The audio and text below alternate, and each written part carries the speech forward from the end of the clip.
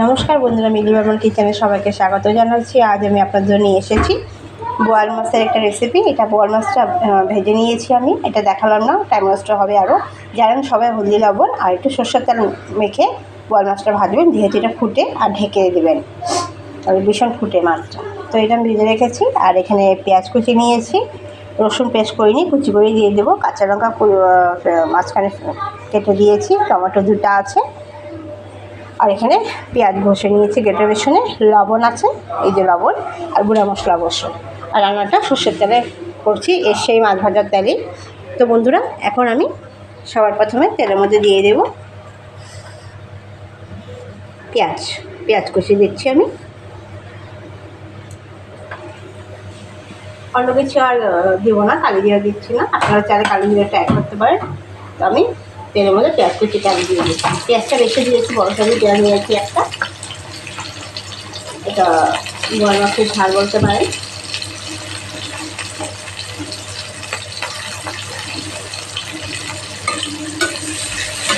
তো এটা পেঁয়াজটা আগে ভেজে নিই ভালো করে।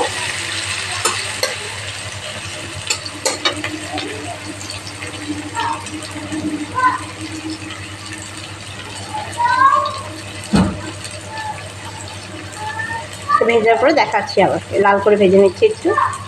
তো বন্ধুরা, পেঁয়াজটা ভাজা হয়ে গেছে, এর মধ্যে আমি দিয়ে দিচ্ছি রসুন কুচিটা দিয়ে দিচ্ছি আমি।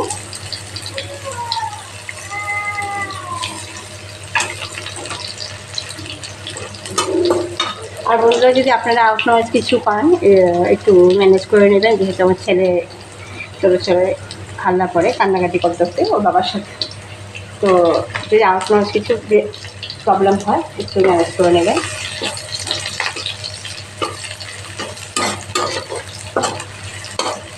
তো পেঁয়াজ আর রসুনটা ভালো করে ভেজে নিচ্ছি।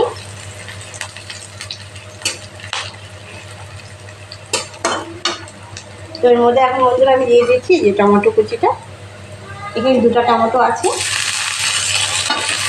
আর দিয়ে দেবো কাঁচা লঙ্কা। মাঝখানে ফেললাম, এটা ফেলে নিয়েছিলাম মাঝখানে। ভালো করে এটা একটু লবণ দিয়ে দেবো, লবণ দিয়ে এটা ভালো করে একটু নরম হতে দেবো। একটু সামান্য পরিমাণ লবণ দিয়ে নিচ্ছি, সাথে থাকুন আমার। তো বন্ধুরা দেখেন, এই টমেটোটা কাঁচা লঙ্কা পেঁয়াজ রসুন দেওয়ার পরে একটু লবণ দিয়ে একটু নরম হয়ে গেছে। এখন এর মধ্যে আমি যে পেঁয়াজটা দিই, তা এখন বন্ধুরা এই যে পেঁয়াজের পেস্টটা গ্রেট করেছি যে পেঁয়াজটা, সেটা দিয়ে দিচ্ছি। সেটা দিয়ে মিশিয়ে নিচ্ছি ভালো করে।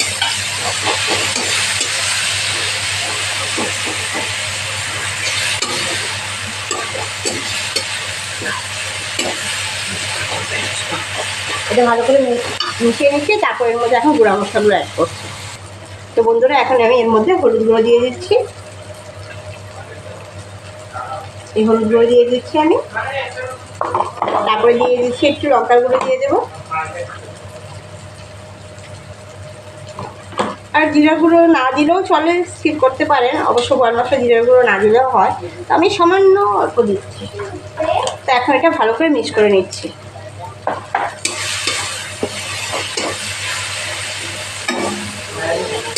ভালো করে মিক্স করে নিচ্ছি। অল্প জল দিয়ে দেবো আমি, জলের জন্য আমি একটু হালকা খুব গরম জল করে রেখেছি, সেটা দিয়ে দিচ্ছি। তো বন্ধুরা দেখেন, জলটা দিয়ে দিচ্ছি, সামান্য গরম জলটা। এটা একটু মশলাটা একটু ভাজা হয়ে আসো। আর যেহেতু বোয়াল মাছটা একটু মাখা মাখা হবে, এটা পুরা ঝোল হবে না, কাঁচা। এইভাবে এটা হয়ে আসো। এর মধ্যে আমি লবণটা কিন্তু অল্প পরিমাণ দিচ্ছি। এখন পুরাটা লবণটা দিয়ে দিচ্ছি আমি, মাপ মতো আগে অল্প দিয়েছি, এটা আন্দাজ করে দিয়ে দিচ্ছি আমি লবণ। এটা ভালো করে মিক্স করে নেব। আর এর মধ্যে একটু সামান্য পরিমাণ আমি চিনি অ্যাড করবো, আপনারা চাইলে স্কিপ করতে পারেন।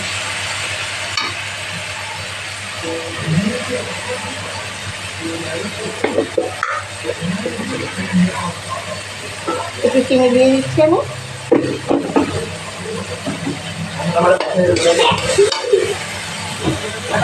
তো বন্ধুরা দেখেন, মশলাটা প্রায় 7 হয়ে গেছে। এখন আমি জলটা দিয়ে দিচ্ছি, অল্প গ্রেভি হবে এটা।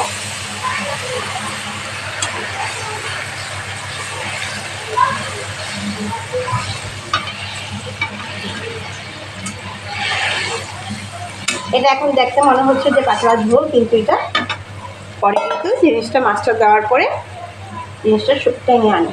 একটু ঢেকে দিচ্ছি, 2 মিনিটের পরে দেখাচ্ছি আপনাদেরকে, সাথে থাকুন আমার। তো বন্ধুরা দেখেন ঝোলটা অনেক টেনে এসেছে। তো এখন আমি মাছগুলো দিয়ে দিচ্ছি। মাছটা দেওয়ার পর এটা আরও ঝোলটা কম লাগবে। আর বড় মাছটা যেহেতু নরম একদম মাছটা,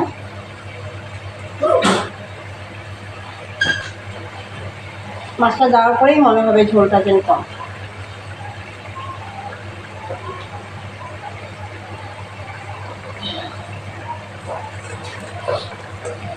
মাথাগুলো দিয়ে দিচ্ছি, মাথায় ছিল। আর কি করবো, এটা দিয়ে আর কিছু আজ করলাম না রেসিপি। এই মাছের মাথা দিয়ে ডাল দিয়েও করতে পারেন আপনারা, মুগ ডাল দিয়ে।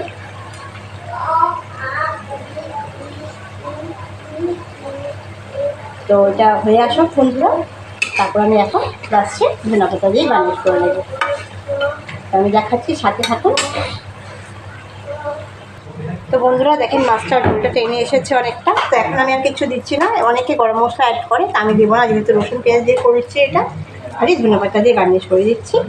তো এখন সার্ভ করে নিচ্ছি, সাথে থাকুন আপনারা। তো বন্ধুরা দেখেন আমি সার্ভ করে নিয়েছি আপনাকে। তো এইটা বোয়াল মাছের ঝাল এভাবে বানিয়ে দেখবেন, খুবই সিম্পল, কম সময়ের মধ্যে হয়ে যায়, বেশি টাইম লাগে না।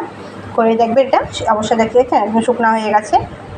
তো এভাবে ট্রাই করে দেখবেন। আর কীরকম লাগলো কমেন্টের মাধ্যমে আমাকে জানাবেন রেসিপিটা। আর যতক্ষণই আমি নিয়ে আসবো নতুন নতুন সিম্পল রেসিপি আপনাদের জন্য। আমার সাথে থাকুন, আমাকে সহযোগিতা করুন এইভাবে এগিয়ে যাওয়ার জন্য। সবাই ভালো থাকবেন, সুস্থ থাকবেন। নমস্কার।